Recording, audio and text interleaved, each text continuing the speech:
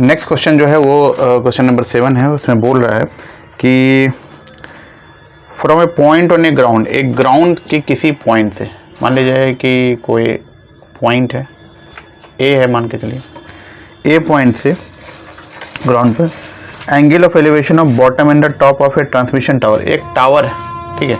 Tower किस पे है भाई? तो एक बिल्डिंग पे टावर लगा हुआ है। टावर हमेशा बिल्डिंग पे ही लगता है, तो एक टावर बना देते हैं। ये बिल्डिंग है, यहाँ तक बिल्डिंग है आपकी, ठीक है। और एक टावर लगा दिया, टावर को एरो से दिखाएं, लिख दीजिए यहाँ पर टावर, और ये बिल्डिंग। तो यहाँ पर से इसके यहाँ और इसके ये, ठीक है। तो दो चीज़ पे, यानी कि इसके ग्राउंड से अगर हम देखते हैं इसके टॉप पे, बिल्डिंग के टॉप पे, और ग्राउंड से देखते हैं टावर के टॉप पे, तो दो एंगल बन रहा है। कौन छोटा होगा कौन बड़ा होगा? तो ये वाला छोटा होगा और ये वाला बड़ा होगा। तो देखते हैं कि कितना कितना दिया हुआ है।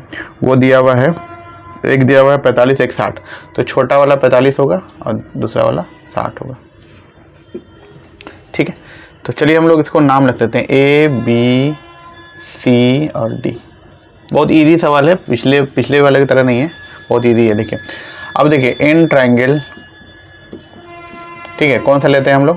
पहले छोटा वाला लेते हैं। तो ABC में हम tan लगाते हैं, और तो कुछ नहीं दिया हुआ है, और कुछ तो नहीं दिया हुआ, देख लेते हैं एक बार। अच्छा 20 मीटर बिल्डिंग का हाइट दिया हुआ है, 20 मीटर। जो दिया हुआ उसको लिखना पड़ेगा, तो दिक्कत हो जाएगी।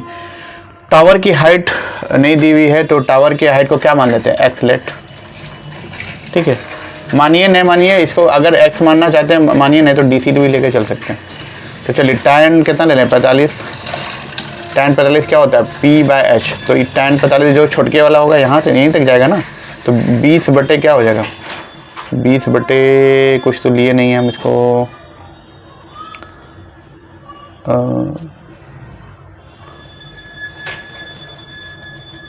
ठीक है।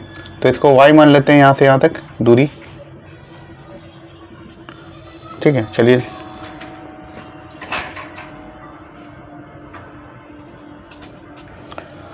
हमको height of the tower x निकालना है, ठीक है। तो tan 45 कितना हो जाएगा? tan 45 हो जाएगा 20/y, ठीक है, 20/y। तो tan 45 का मान 1, तो 1 = 20/y, इसलिए y बराबर कितना हो गया? 20।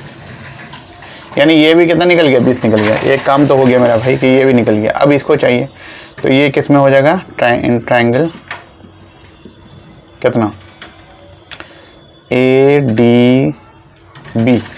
ADB बड़ा वाला। तो tan कितना हो जाएगा? 60। कितना हो जाएगा भाई? x प्लस, क्योंकि x + 20 डिवाइडेड बाय y। और y तो मेरा 20 है, ये है, तो 20 से ले लेते हैं, समझ गए? 20 तो दिया हुआ ही ना, तो उसको ले लेते हैं। tan 60 का वैल्यू कितना होता है? √3। तो √3 = x + 20/20। तो ये 20 क्रॉस कीजिएगा तो कितना हो जाएगा? 20, ठीक है। तो क्रॉस करेंगे कितना हो जाएगा? 20 हो जाएगा, ठीक है। चलिए इधर बना देते हैं हम लोग, या नीचे बना देते हैं। तो 20√3 बराबर x + 20। तो x बराबर हो जाएगा 20√3 माइनस ये इधर आएगा तो 20, या x बराबर हो जाएगा 20 कॉमन √3 - 1। और इसका वैल्यू अब बस रखना है तो रखते हैं 20, और √3 का वैल्यू होता है 1.732 - 1 बच गया 20, है ना। 20 × 1.732 था, तो इसका कितना हो जाएगा भाई? बच जाए 0.732, ठीक है। अब इसको मल्टीप्लाई करते हैं तो देखते हैं कितना आता है। चलिए तो 732 को 2 से गुना करना पड़ेगा, ठीक है। करते हैं, यहीं पर करते हैं। 732 को 2 से 4, 6, 14। अच्छा अब एक जीरो, मतलब कि 20 से करना था तो एक जीरो लगा दिए, और कितने के पीछे है? 1 2 3, 1 2 3, यानी कि 14.640, ठीक है। कितना हो गया?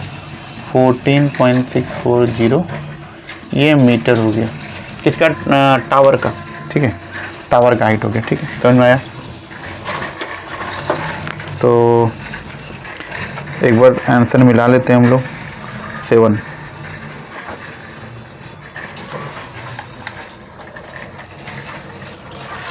तो चलिए यहाँ पर जो है 20 यहीं तक छोड़ दिया, यहाँ तक भी आंसर आप कर सकते हैं, कोई दिक्कत नहीं। यहाँ भी आंसर कर सकते हैं, यहाँ भी, ये भी आंसर आ सकता है, दोनों में से कोई भी आ सकता है, मार्क्स सबको फुल मिलेगा। क्लियर था ये वाला, बहुत इजी सवाल था।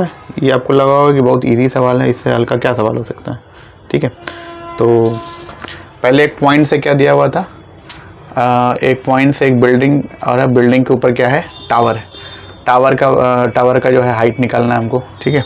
तो टावर का हाइट जो है x मान लिए हम लोग, और जो है उसके बाद हम लोग 2 लिए यहाँ पर tan 45 और tan 60, दोनों मिलकर के कंबाइन करके निकाल लिए।